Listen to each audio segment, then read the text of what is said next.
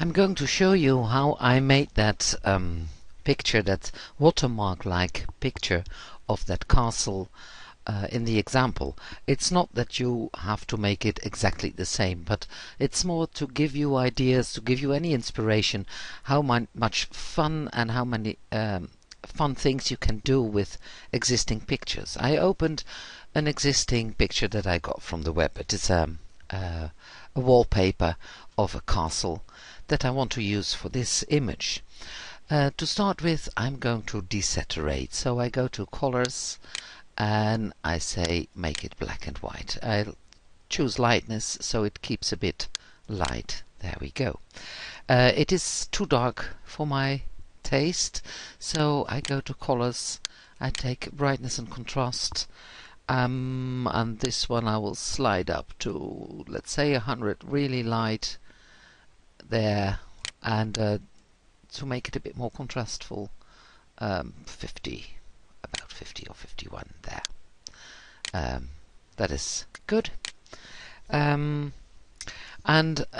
going to invert the colors to make it to give it this kind of magic-like looks. So again to colors, and I say invert.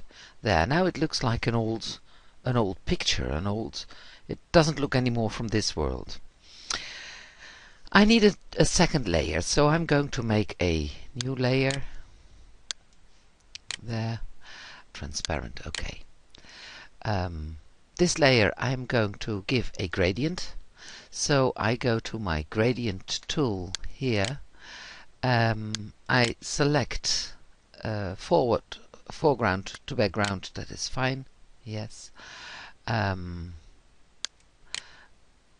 I don't want it linear, I want it radial, there.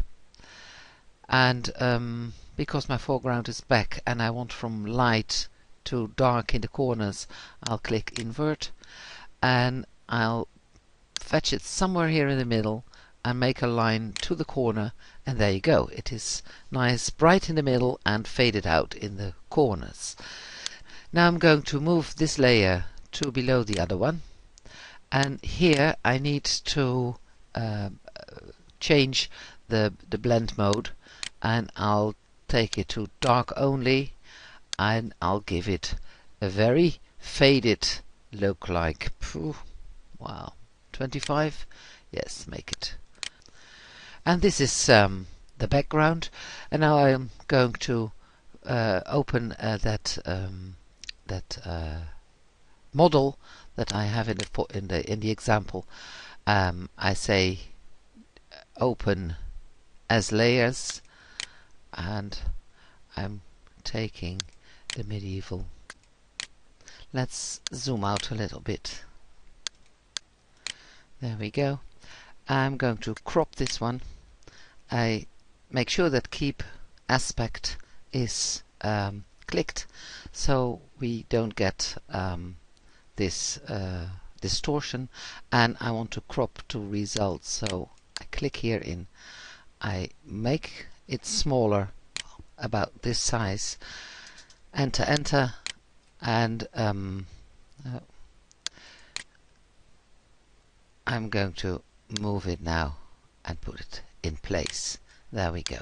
Well, we could do a lot more funny things with this and save it as GIF text, etc. But this is just an example on how I made this background.